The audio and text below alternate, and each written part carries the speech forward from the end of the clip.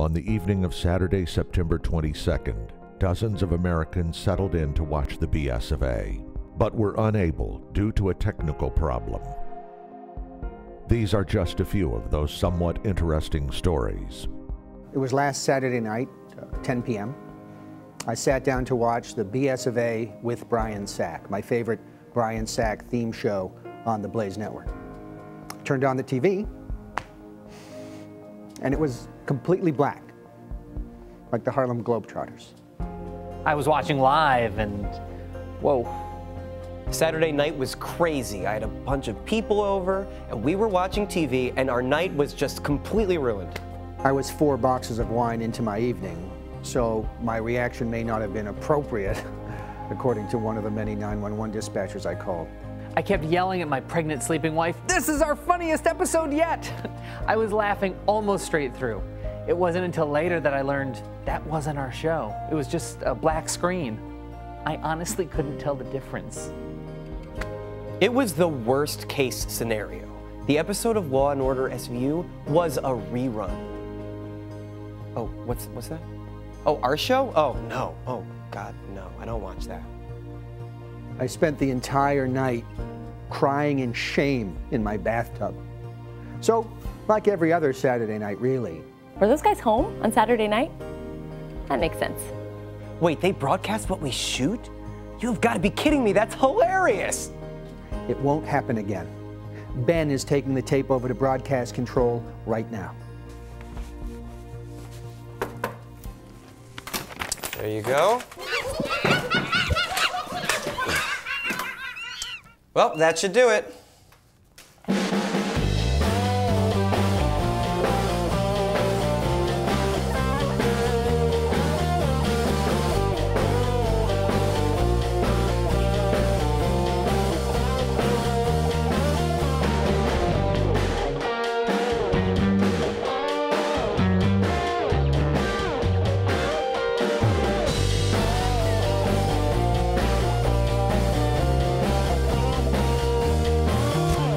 The BS of A with Brian Sack.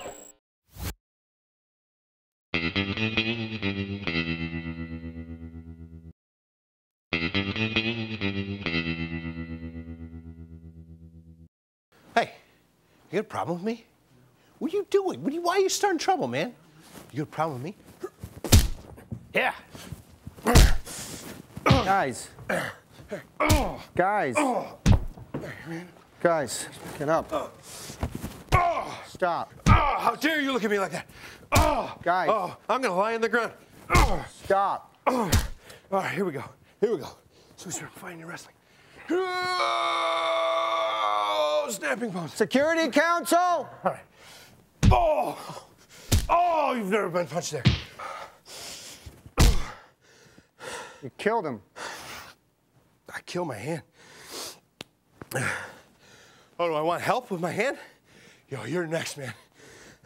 Guys.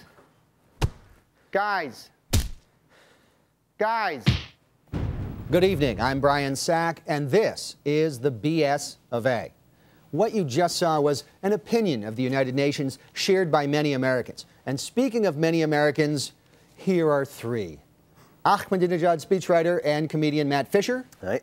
UN tour guide and stand-up comedian Joe DeVito. Hello. And performer and the inspiration for John Bolton's mustache, Jeremy Bent. My greatest achievement. Thank you. Welcome. Okay, so all week, just 2 blocks from here, the UN General Assembly was in session, and the area was crawling with cops, bodyguards, spies, diplomats, and of course prostitutes. Now, the UN's largely seen as constantly thumbing its nose in the face of the U.S., the West, our values, Israel, everything. Here's my question. If you were hired for, say, $700,000 a year to do PR for the UN, how do you get skeptical Americans to warm up to the United Nations? Well, I mean, I think Americans love bad behavior. Americans love things that they don't love. It just needs to be on a reality show. Okay. Like, can you imagine if, you know, the actions of the UN were framed up like intervention or something like that, where everyone, you know, you had to apologize for failing the international community to do whatever. Get all the countries to live together in a big house. Exactly. Big Brother-esque, so a reality Big Brother, show. Yeah, Glass House. People, and then they can be kind of like a lovable anti-hero, you know, like, you know, and I think it'd be really fun. It'd be like 193's company. Good. Good. We're halfway. You have a trademark on that? I'm actually gonna go register that right after the show. I think Americans don't like the UN for the same reason we don't like soccer, is that it's international, we're not very good at it, and it involves a metric system. So Fair it's enough. 3 things we dislike. I think a way to win over New Yorkers would be to let them know that they can go to the UN and still, due to diplomatic immunity, enjoy a large soda. That's fantastic. So UN cafeteria, there's no rules there. Absolutely, and it's like international waters, and it also gets out an important American message of our commitment to obesity. You can run a pirate radio station out of the UN. Oh man, That's do fantastic. they have offices over there they're not using? They You could should. run a Somali pirate radio station. Oh, wow. Wow. Now we're talking. I bet that music is strange. Yeah. Okay, now I haven't told anyone else this yet, but I was sneaking around the UN the other day. Brian, be careful. I know. Well, I wanted to see what's there. I wanted to get a feel for the place. And I was walking around, and I had to go to the bathroom. And I had my phone with me, and I took a little video on my phone. This is the bathroom at the UN, and look at that. Right there on the door. They don't even try to hide it. That's intense. Well, you got to give them credit for staying on message. Right. That's true. Fair enough. You can't give them credit, though, for their graphic designs. If you really want to destroy Israel, it's going to take more than just like a sans serif font. Yeah, exactly. All right, Matt. Yes. Iran's Mahmoud Ahmadinejad. Personal friend. Thank you. Is it good? Did you like my pronunciation? Yes. All right. Yeah. He doesn't care. You're a good pal. Spoke Wednesday. Tell us something we don't know about Mahmoud Ahmadinejad. You're doing great. Every time you do it, I like it better. You're getting better. Here's something I can attest to from personal experience. He can cook like he sold his soul to the devil. It's amazing. I don't know if he believes in the devil or whatever, but you know, it's amazing.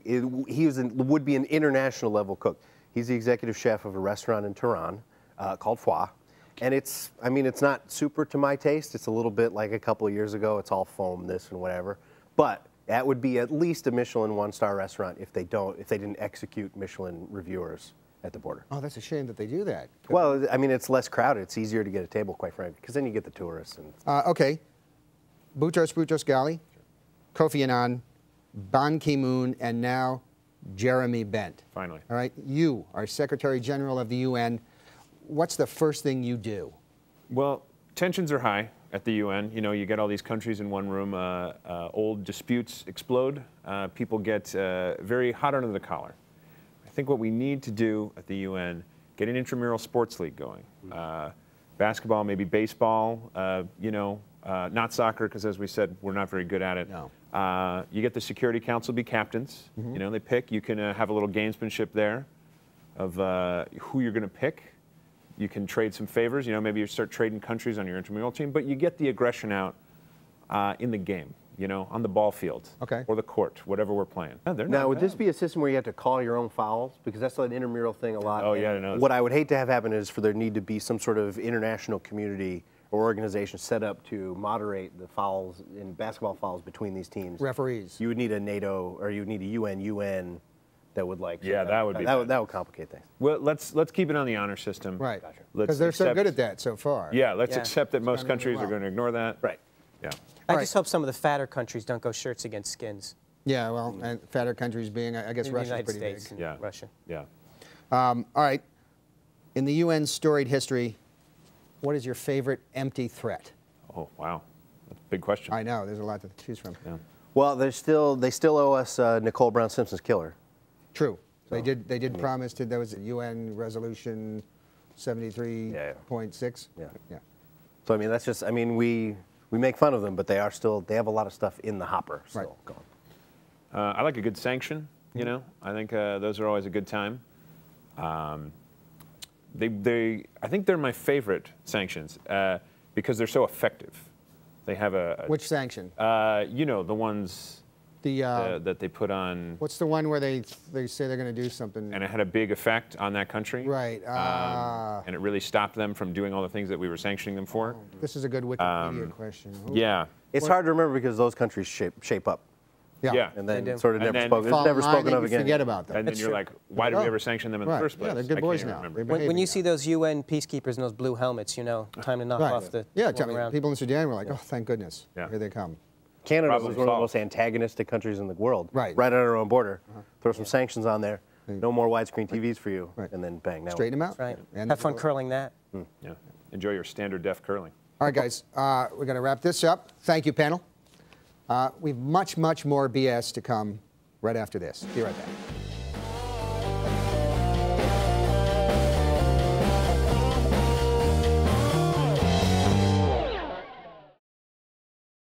One of the biggest stories in the country this week has been the terrible calls in the NFL being made by the replacement referees. Now, the strike was settled, but I thought it would be fun to meet one of those replacement referees. So joining us now via satellite from San Antonio, Texas, is replacement referee Jerry Tully.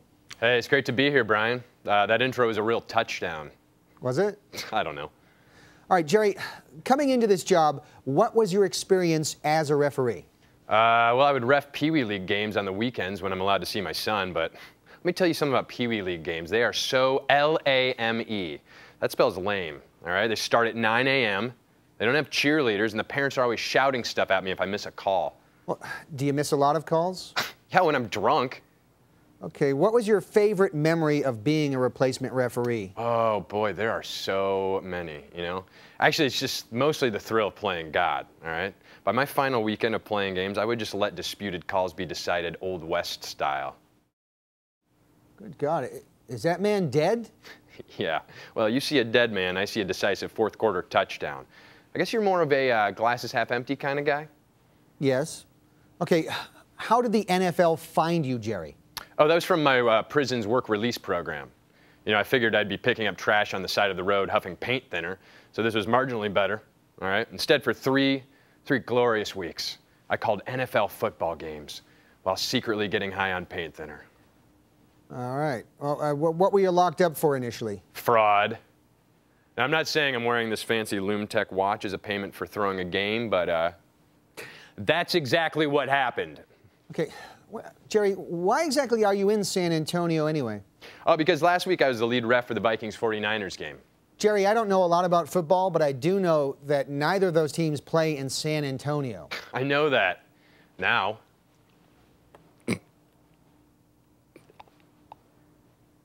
Jerry Tully, everybody. Thank you very much, Jerry Tully. Now, if you've followed the show for any amount of time, you know that in addition to the network ads, we also have a side business where folks send us money to sponsor the show. They get millions of potential viewers and a commercial they have no creative control over. Now, I can't vouch for the return on investment, but the money goes to the betterment of our staff. Or if you saw the season 1 finale, it goes to a roulette table in Atlantic City. If you'd like to sponsor our show, email sponsorthebsofa@theblaze.com. This week's sponsor is concertative.com, purveyor of conservative-themed shirts, stickers, and apparel. Not a bad business idea in these very polarized times. We'll be right back after this little ditty, which may look familiar to our longtime fans, but is brand new to our billions of Dish Network friends. Enjoy. Tonight's presentation of Security Theater is brought to you by a generous grant from the Chertoff Napolitano Foundation.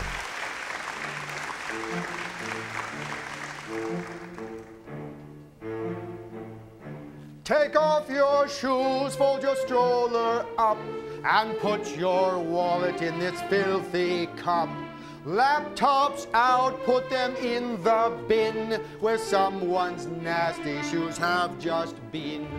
I'm a mommy with skin so fair. I have 2 kids and we have blonde hair. I'm just a normal suburban mom. I have no weapons or a hidden bomb. I don't care, lady, and don't you fight. I'm like a mall cop, but not as bright. Remove your shoes, put them in the bin, and don't forget liquids can't come in. I have breast milk, I have breast milk. I am breastfeeding and I have breast milk. It's just breast milk, it's not a bomb. Please look at me, I'm a suburban mom. She has breast milk. As you can see, I'm just a mom with 2 kids, obviously. She has breast milk. I have breast milk, and I will until he starts eating solid foods. Give me that cat, pour out the milk, and put your laptop in this filthy bin, and go and stand in that machine. Radiation is minimal, you can trust me. She's opting out. I'm opting out. That's too invasive, and I'm opting out. She's opting out. You're opting out, then prepare to have your body groped.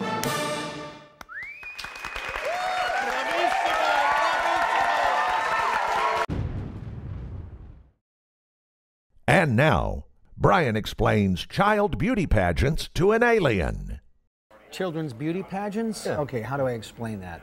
Well, they're competitions for young children where the main focus is on physical beauty. Okay, all right.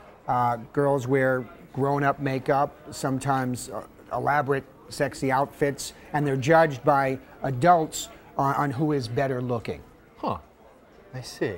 And then, so this is because on this planet, children are used as sex objects. Oh, no. Children aren't using children as sex objects is amoral and illegal. Okay, it seems a little bit arbitrary to dress them up like that if sex isn't at least some part of it. No, I mean, sex is a part of it, I think, but in a way that none of us want to understand or even talk about. Fair enough, fair enough. So obviously these contests would go on behind the backs of the parents. The kids are kidnapped, and then is the contest like a way for the child to prove itself and then win his freedom? No, actually, the parents willfully make their children do this. Okay. They do it as a way to boost the child's self-image. No, children don't factor into it. It's the parents are trying to live their lives vicariously through their children by making them compete. That's super sad, right? Oh, yeah. Because to me, to an outside observer, that seems depressing.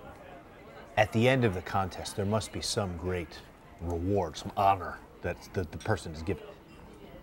Trophy and a gift card to the Olive Garden sometimes. What the is wrong with you people? No. This has been Brian Explains Child Beauty Pageants to an Alien.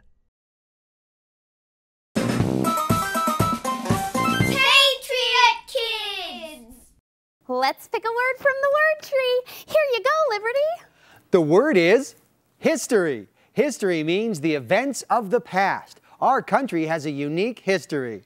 You know what else has a fun history? Your parents' internet browser. Go onto their computer, click Options, then click History, then hit Control-A to select all, then hit Control-C to copy. Open an email message, hit Control-V to paste, and email it all to Liberty the Penguin.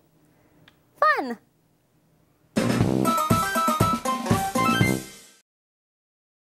And now, the Glenn Beck Show highlight of the week. Look, it's a cat playing a piano. Pretty soon it's gonna play the piano.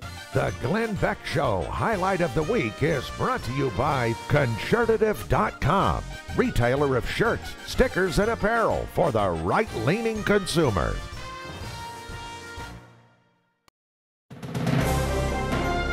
The BSFA presents The Best Stuff of America with Matt Fisher.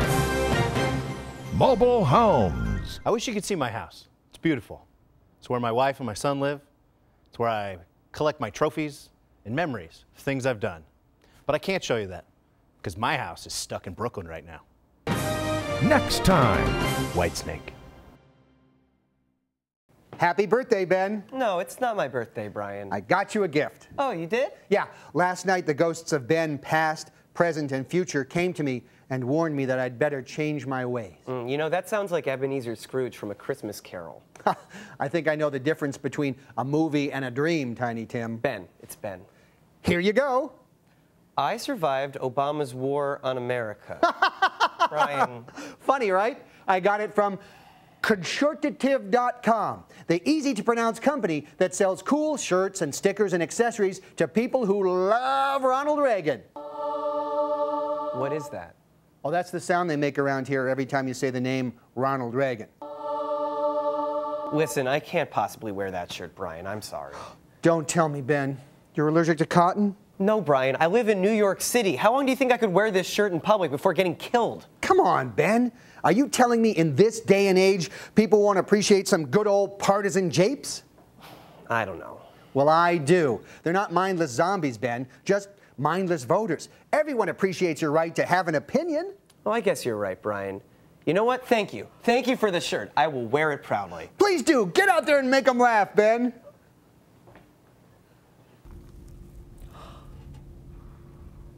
Wow. That's exactly what the ghost of Ben Future predicted would happen. Concertative.com, retailer of shirts, stickers, and apparel for people who aren't so big on the commies and whatnot. Use sponsor code BS of A at checkout to save 10%. Okay, that's all the time we have for today. Thank you so much for tuning into the BS of A. I'm Brian, why are you signing off like that? Because this week's sponsor, Concertative, they're in direct competition with my t-shirt company, Matt. Well, what's your t-shirt company? Consacva T-shirts. Oh, Brian, I'm sure those shirts are just as good as anybody else's. If it's political comedy, that's your bag. Thanks, Matt. Hey, no sweat. It means a lot. Yeah. Brian, I'm sure we'd love to see some of your funny t-shirts. Wouldn't we all love to see Brian's funny t-shirts? Okay, just for reference, this is not a judgment, but we don't film in front of a live studio audience anymore. So if you don't see one from where you're sitting, that's why. I thought the response was a little thin, I'll be honest. Okay, well, are you guys ready? Yeah, let's see him. Ted Kennedy killed a lady, libtardo. Okay. Gotcha. It's a play on words. Which words? Like, he drove a lady into the river. Is that a waterproof shirt? Probably. It's organic cotton. Right. Okay. Is that the only? No, I got more. Okay. I'm excited to. Ooh. Oh, no, he didn't bomb her. Yeah? You like that? I at least, I see where you got that It's one. like talk to the hand. Got a lot People, of it's sassy. It's sassy. A lot of attitude. Sassy. Yeah, Good. Attitude. I like that word. No, Okay. I didn't mean to imply that it was funny. Okay. Look at this one. Ready? Yeah. Help Smokey the Bear set fire to liberals. Wow. Yeah, I think that could be misinterpreted. Seriously? I think it could be correctly interpreted. It should just be. That would be my concern. It's a little. I want to say it's a little on the nose. Right. Also, Smokey the Bear. You know what? Not worth. What's wrong with Smokey the Bear? He would put out liberals if they were on fire. That's actually a good point. Yeah. Logistically, he would put out a liberal if he was on fire. Okay. How about my pièce de résistance? All right. Okay.